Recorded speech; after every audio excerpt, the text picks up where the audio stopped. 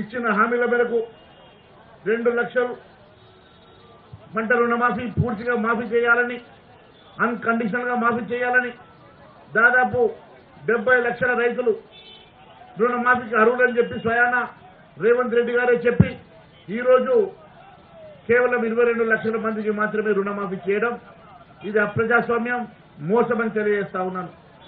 మిత్రులారా, ఒక్కసారి ఆలోచన చేయండి. 49,500 కోట్ల రూపాయలు కావాలని చెప్పి స్వయంగా ఆ రోజు ముఖ్యమంత్రి గారు గణాంకాల ప్రకారం చెప్పారు.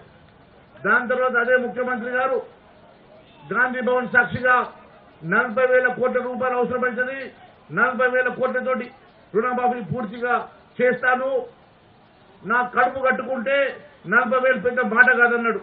ఎంత పెద్ద కడుపో నాకు తెలియదు, కడుపు కట్టుకున్నాడో లేదో నాకు తెలియదు, కానీ రైతులకు మాత్రం పొట్టగొట్టడం మాత్రం నేను గుర్తు చేస్తా ఉన్నా. కేవలం రైతు పొట్టగొట్టి మరి ఆయన కడుపు మార్చుకుంటా, నేను కడుపు కట్టుకుంటా, రైతులకు మాత్రం రుణమాఫీ చేస్తాను. దేవుళ్ళ మీద ప్రమాణం చేసేవి, ఏ ఊరికి పోతే ఆ ఊరు దేవుళ్ళ మీద ప్రమాణం చేసేవి, చివరికి దేవుళ్ళను కూడా మోసం చేసేవి. ఈ రోజు రైతన్నలు పూర్తిగా మోసం చేసేవి. నేను ఒకటే అడుగుతున్నా, ఆ రోజు 40,000 కాదు 31,000 కోట్లతోటి సరిపోతుంది, 31,000 కోట్లయితే రుణమాఫీ జరుగుతుందని చెప్పి నువ్వు క్యాబినెట్ సాక్షిగా మాట్లాడుతుంది. క్యాబినెట్ లో 31,000 కోట్లు అన్నా నువ్వు, మళ్ళీ బడ్జెట్కి వచ్చేసరికి 26,000 కోట్లు మాత్రమే నువ్వు బడ్జెట్ లో ప్రతిపాదిస్తుంది. మా 26 కోట్లను ఇచ్చివా? ఆ 26,000 కోట్లు కూడా ఇవ్వకుండా ఈ రోజు 17,933 కోట్లు ఇచ్చినావు. అంటే దాదాపుగా 49,500 కోట్ల నుంచి 17,000 కోట్లు ఇచ్చి రుణమాఫీ జరిగిందని చెప్పి 15 ఆగస్టు సాక్షిగా నీవు చెప్పిన మాట వాస్తవం కాదు కదా. మరి మీ మంత్రులే చెప్తా ఉన్నారు, మరి ఇంకా 17,000 కోట్లు అవసరం ఉంటుందని చెప్పి మరి తుమ్మల నాగేశ్వరరావు గారు చెప్పారు, పొంగులేటి శ్రీనివాస్ రెడ్డి గారు చెప్పారు.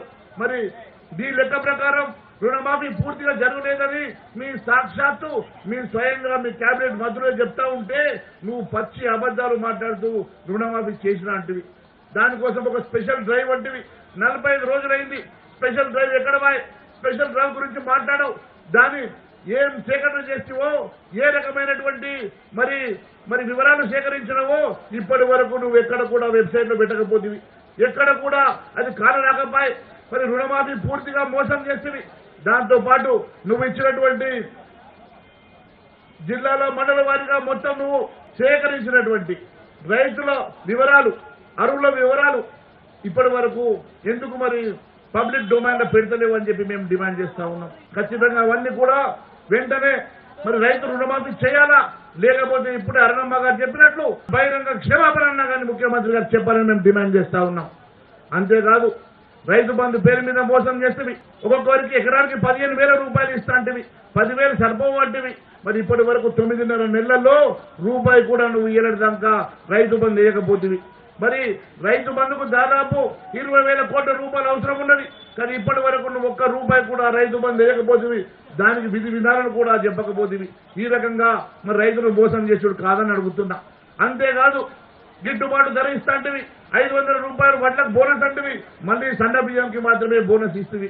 ఈ రకంగా రైతులు మోసం చేసుడు కాదని అడుగుతా ఉన్నా. ఎక్కడైనా ఎప్పుడైనా మీరు ఒకసారి ఆలోచన చేయండి. గతంలో ఎవరన్నా బడ్జెట్ కేటాయిస్తే ఆ బడ్జెట్ డబ్బులు మరి రైతన్నల కోసం కేటాయించిన డబ్బులు రైతన్నల కోసం ఖర్చు పెట్టాలి కదా. నువ్వు కనీసం బడ్జెట్ లో ఇచ్చినటువంటి రైతు కోసం ఇచ్చిన డబ్బులు కూడా ఖర్చు పెడతలేవు. కానీ 49,000కి వెళ్ళి 17,930 కోట్లకు తీసుకొస్తుంది కదా. అదే మరి హైడ్రా విషయంలో 50,000 కోట్లతోటి సుందరీకరణ చేస్తా హైడ్రాను మూసినది అంటివి కదా. మళ్ళీ 70,000 కోట్లకు వేస్తుంది నువ్వే. ఇప్పుడు 1,00,000 కోట్లు కావాలంటివి. నీ హైడ్రా కోసం, నీ గుత్తదారుల కోసం, నీ ఆస్థాన గుత్తదారుల కోసం 50,000 కోట్లు నువ్వు 1,00,000 కోట్లు చేస్తావు. కానీ రైతన్నలకు మాత్రం ఇవ్వాల్సిన 49,000 కోట్లకి వెళ్ళి 17,000 కోట్లకు తగ్గించడం దుర్మార్గం కాదని అడుగుతున్నా. ఈ రకంగా రైతులను మోసం చేసి నువ్వేదో నేను తెలివిగా తప్పించుకుంటా అనుకుంటున్నారేమో రేవంత్ రెడ్డి గారు. మేడను వంచుతాం. మా రైతన్నల హామీలు నెరవేర్చే వరకు భారతీయ జనతా పార్టీ తరఫున మేము దీక్షలు చేస్తాం, పోరాటం చేస్తాం. అవసరమైతే గ్రామ గ్రామం వెళ్తాం.